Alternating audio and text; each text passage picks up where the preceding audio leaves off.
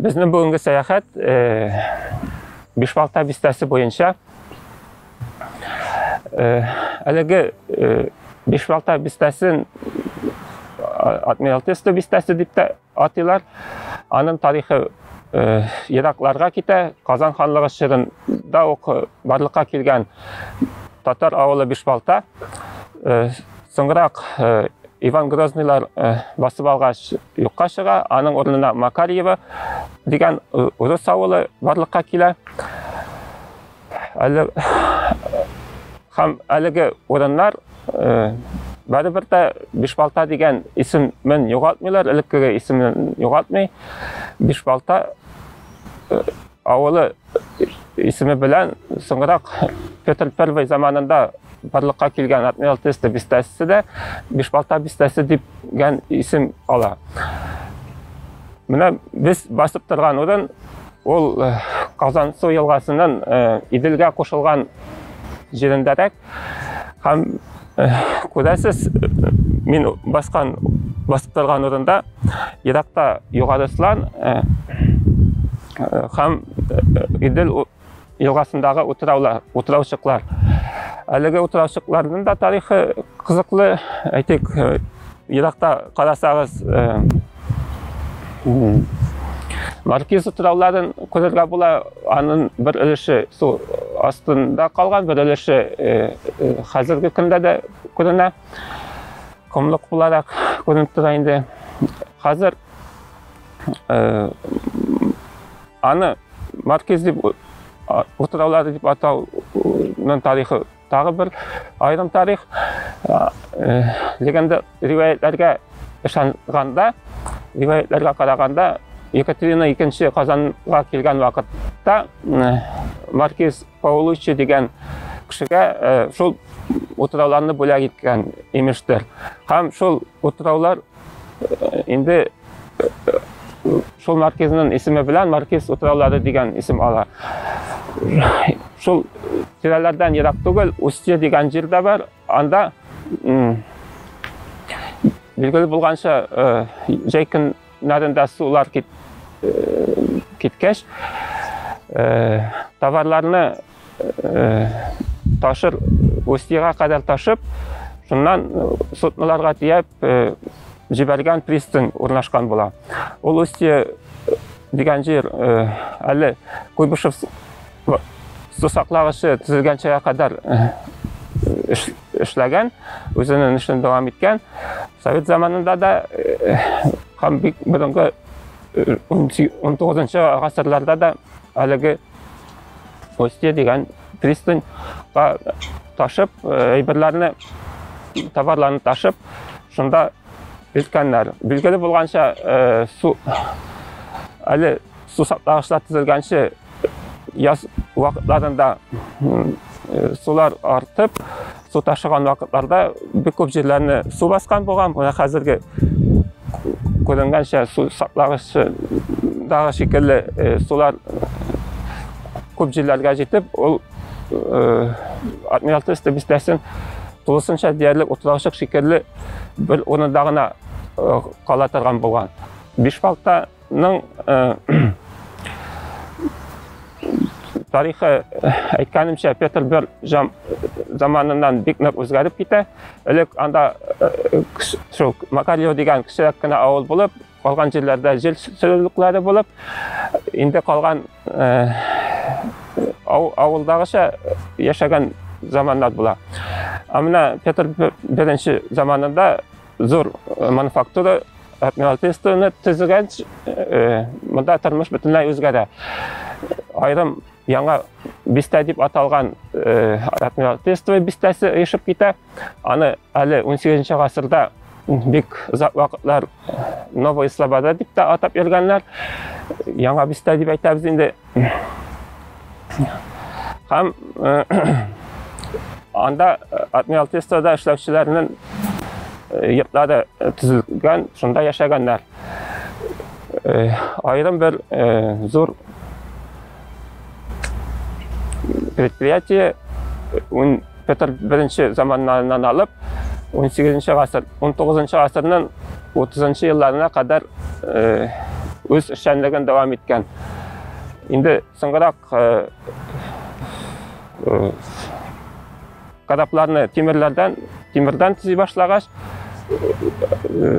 агач эшкәртүнең бик зур әһәмияте кимегәч, һәм башка сәбәпләр аркылы шулай ук Астрахандагы Адмиралтействоны зуратканнан соң Казанда Адмиралтействоның булуы ул кадәр мөһим санамаганнар һәм аны япканнар. Без хәзер Казан конкурсы һәйкәле янында басып торабыз. Әлеге урында 1870 еллардан алып 1900 елларга кадәр Устье пристаненнан әлеге урынга кадәр һәм Казан үзәгенә кадәр трамвай юлы салып, трамвайны электричество булмаган заманда ат тартып барган. Һәм әлеге трамвайлар шушы урында трамвайларны бырганнар. Трамвайлар авыр булган, аларны бирер өчен, вагоннарны бирер өчен көчле атлар кирәк булган. Шушы урында атларны, Петрушка дип язган атларны тотканнар, алар вагоннарны биреп торганнар әлеге урында. Соңрак инде 1900 елларда полноценный трамвайларны җибәргәннәр.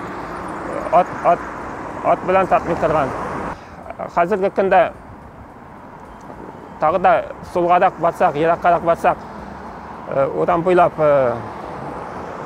элекке вертолет заводы территориясында шулай ук Адмиралтейство производствосы ул эшендә агачларны складировать иткән урын урнашкан булган.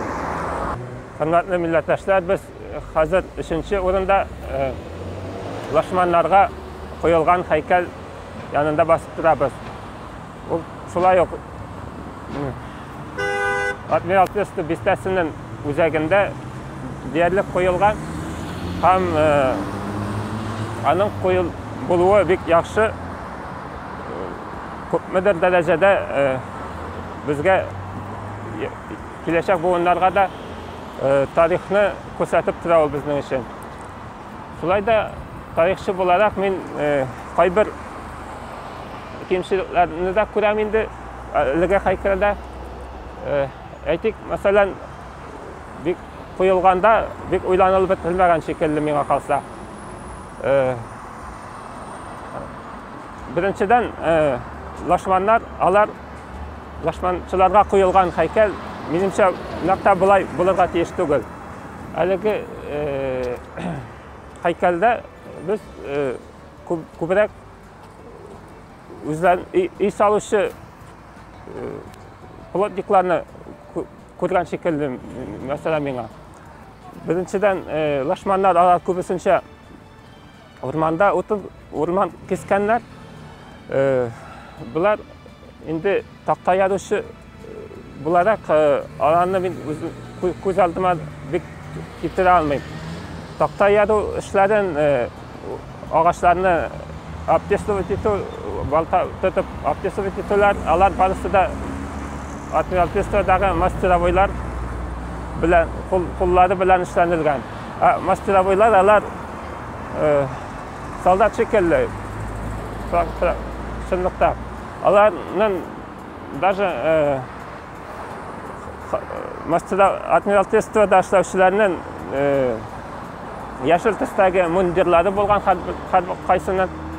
Һәм алар булай гади киенеп, татар агай шикелле киенеп җөрмәгәннәр. Татар бик күп татарлар шул Адмиралтействода плотник булып, пильщик булып эшләсәләр дә, алар булай киенеп җөрмәгәннәр анда.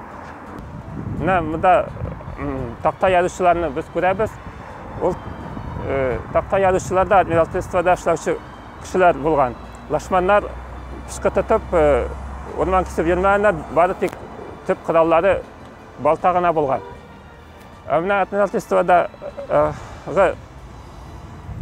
işlevçi pilşikler, alar mesela bir işçilik şunday dokumentlarda koyulgan idi. Aytik, usta turuşu pilşiknin közüne apilkalar көп vaqt kiratılgan bolğaç, alar endi sırap yazganlar bizge Admiraltistvo'dagı eski flaklarını, wimpellarını bilsege, şolar bilen kaplanıp biz azırak saklanırdık dep yazalar.